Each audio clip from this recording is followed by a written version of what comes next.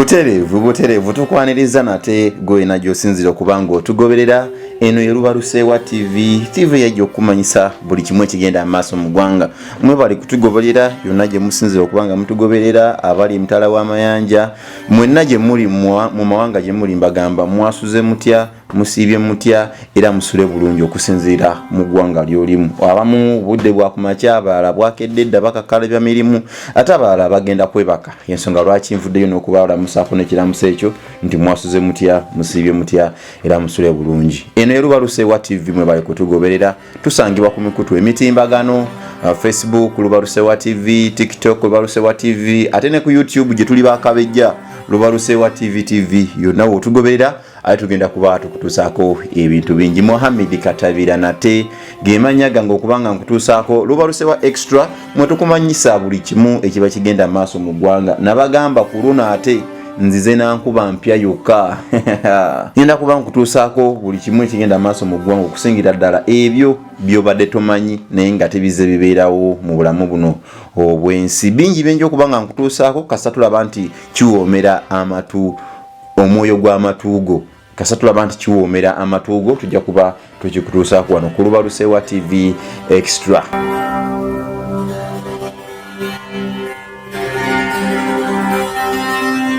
Okimanyi nti ennyonyi nnyingi ezibulira mu bwengulaawo nga olubuuka okuva ku kisaawe kwegenda eri gyebadde egenda okutuuka netatuuka nebulira mu bwengulaawo olunaku olwaleero awo tugenda okusimba essira nnyonyi mmeka ezakabula mwalimu abasaabaze bameka zaali ziva waziragawa era kigambibwa kiki ekyazibuza nga ne gye buli kati eno tezimanyikiddwako mayitire nga n'abantu abazirimu balangirirwa dda nti bafu naye nga n'amagufa gaabwe tegalina we gaali galabikiddwa kanzije tutandikira awo.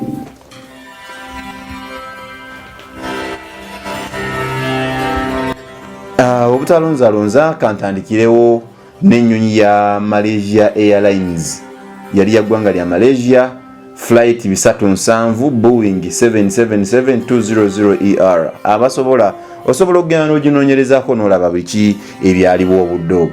Kati lwali lwa mukaaga ng'ennaku z'omwezi 8 omwezi ogwokusatu omwaka 2024 omwaka 2014 ku makya ennyonyi eno yali ebuuka okuva mu kibuga Kuala Lumpur ekya Malaysia ng'egenda mu kibuga Beijing ekya China oba Beijing International Airport yali eva Kuala Lumpur International Airport mu kibuga ekikulu ekya Malaysia. Ennyonyi eno yaliko abantu 239 nga kuba n'abantu kuliko abasaabaze 227 ne ba crew members oba bakolako nga bali 12. Ennyonyi eno yabula oluvannyuma lw'eddakiika 3 ng'emaze okuva ku kisaawe era nga yali mu bwengula bw'amazzi agayitibwa South China Sea. Kiki ekyatuukawo? Kigambibwa okuba nti ennyonyi eno lwamala okubuuka ladders ezibeera ku bisaawe by'ennyonyi lwe yali emaze okubuuka batandika okuba nga balaba sigino ebuukabuuka ey'ennyonyi eno tebamanya kikyagituukako mu bwengula eyo gye yali naye eddakiika 3 gokka nga yakasituka okuva ku kisaawe e Kuala Lumpur mu Malaysia nebulira mu bwengulaawo baddamu okuginoonya ku ladders nga tebagiraba wabula ne mu Beijing gye yali egenda nabo nga sigino zaayo bazitrace nga tebalinayo baziraba.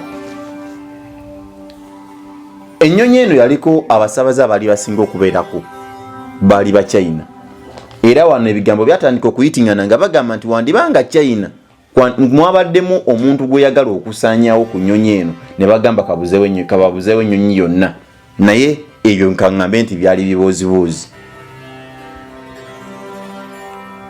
Negye buli eno ennyonyi eno temanyikiddwako mayitire temanyiddwa gyeri kitebamanya ddala kituufu ki ekyagituukako mu bwengula gye yagenda wabula nga mu mwaka gwa 2015 ne 16 ng'omuyiggo gukyagenda mu maaso kuba ennyonyi eno yabula baleetawo kampani nnyingi zikola omuyiggo okulaba ennyonyi eno ki ekyagiviiriddeko okubula era we bayabuze yabulidde mu bwengula oba erina gye yagudde eyo nga embeera y'obudde yagikyankalanyeeko oba nga wali yafunye obuzibu mu yo munda kali mwagwa ku 2015 ne 2016 waliwo ebiteberezebwa okuba debris oba ebipapajjo by'ennyonyi ne byazuulibwa mu Indian Ocean mu kuludda olwa Buyindi eyo nga batebereza okuba nti byandibanga biina akakwate n'ennyonyi eno. Naye okusinziira ku tekinologiya aliwo akadde kano tewali nnyonyi weesobola kugwa n'ebula newebeera egudde mu ssemayanja wa era baginoonya ne bagiraba nti yino eri ku ntobo y'ennyanja wansi.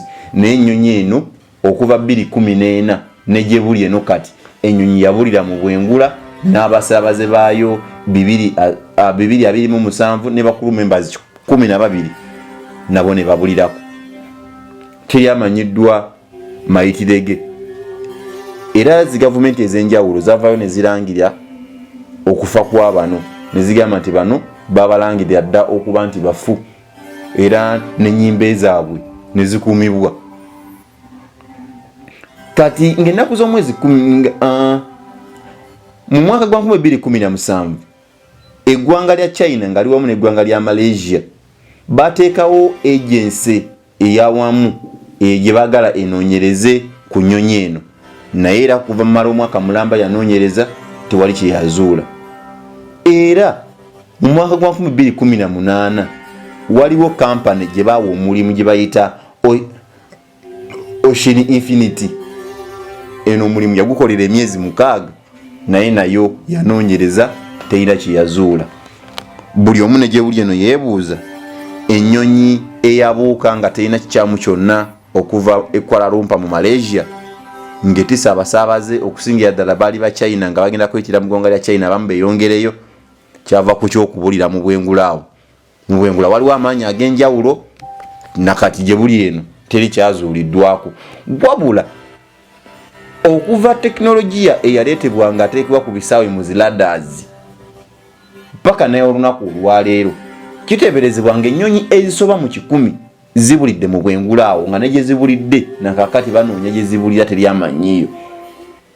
Ennyonyi ezisoba mu 100 nga zisitula ku bisaawe gye ziba ziva tezituuka gye zigenda ne banoonya ne wakati awo papajjo oba mu nsozi oba mu nnyanja waggi zaagwa nga teri gye zizuuliddwa nti zaagudde wano.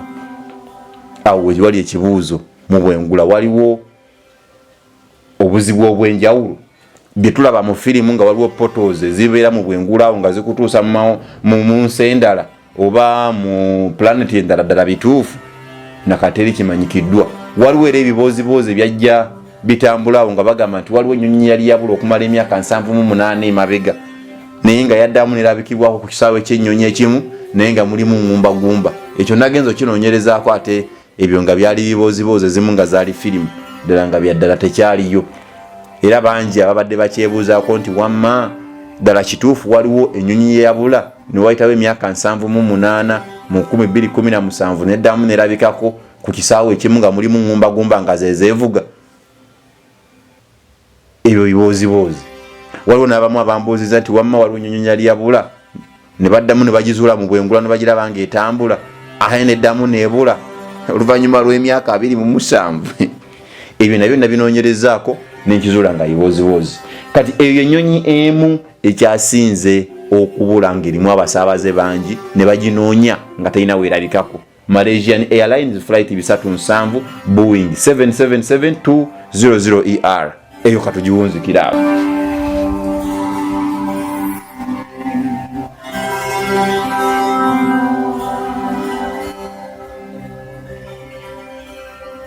Ennyonyi endala gye tugenda okwogerako yali yeggwanga ya Bungereza British South American Airways. Eno baali bagikazaako erinnya ya Star Tiger. Kyali kitya? Ennyonyi eno yali ebuuka okuva mu kibuga London ng'egenda mu ggwanga erya Bermuda. Eno yabula okuva ku ladders ezaali ku kisaawe mu kibuga London oluvannyuma lw'essaawa emu ng'emaze okubuuka okugenda mu bwengula. Kiteeberezebwa okuba nti eno ennyonyi okusinziira ku mbeera y'obudde yali embi ebiseera ebyo yalemererwa okubuuka okweyongerayo mu bwengula waggulu n'ebuuka fuuti 2000 zokka mu bwengula. Abanoonyereza bagamba nti kino kirabika kyagiviirako amafuta agaalimu okuyiika kuba ennyonyi erina okutambulira mu range ey'obuwanvu bwe bagiteramu bw'erina okubuukira. Kiteeberezebwa okuba nti eno yali wansi nnyo olw'embeera y'obudde eyali embi mu bwengula akadde ako era eno yabula banoonyereza eno neebula tebamanyi gye yadda. Kino kyaliwo ng'ennaku z'omwezi 3 Gatonnya oba January mu mwaka gwa 1948 Ssematalo ow'okubiri ng'akomekerezeddwa. Enyonyi yaliko abantu 31 25 nga ba passengers 6 nga ba crew members nga kuli n'abavuzi b'ennyonyi eno. Ne gye buli eno abanoonyereza banoonyereza kino kyababula, tebamanyi ki ekyaviirako ennyonyi eno okubula.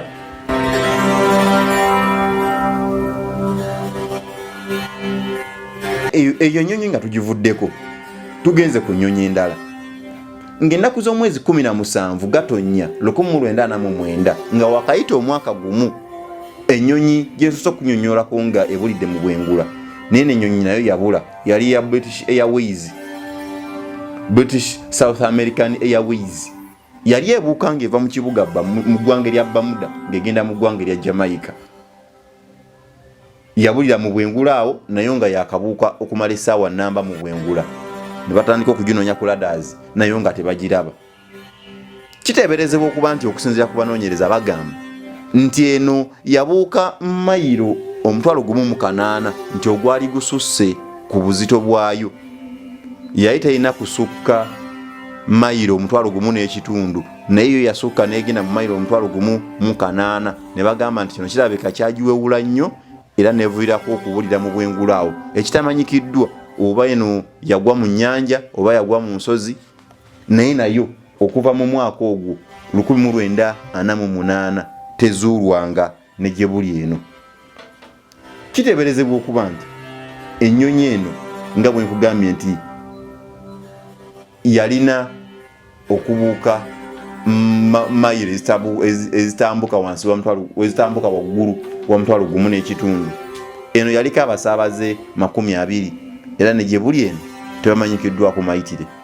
Gavumenti z'amawanga ago zaavayo ne zirangirira bano nti bafu wadde nga n'amagufa gaazo tegamanyikiddwa gye gali.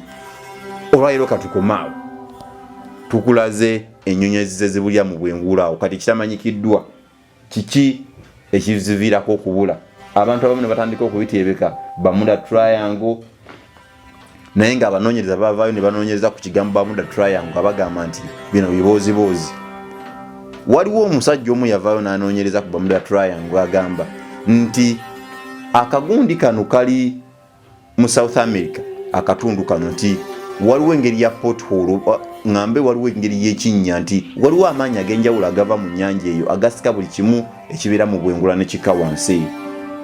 Akatundu kano ye n'akadescribe nga ngagamba kali wakati w'eggwanga lya Cuba, Jamaica, Puerto Rico ne Hispaniola.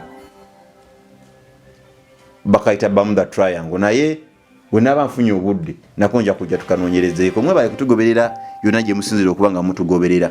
Olunaku olwaleero tutambulidde mu nnyonyi Ezizze zibula nga ne gye buli eno tezimanyiddwako mayitire. Nkumenyeddeyo entono ddala Ezizze zibula naye nga ezisoba mu 100 okuva tekinologi omupya gwe bateeka ku radar system ku airports ne ku satellite okuva we yajja ennyonyi ezisoba mu 10 zizze zibula. Naye nkonoikoleddekeyo ennyonyi 3 zokka neyo yakasembayo mu 2014 Malaysian Airways yali eva mu Kuala Lumpur ngegenda mu kibuga Beijing. Eyo ekyasinze okusasamaza ennyo abantu kuba yaliko abasaabaze abasoba mu 223.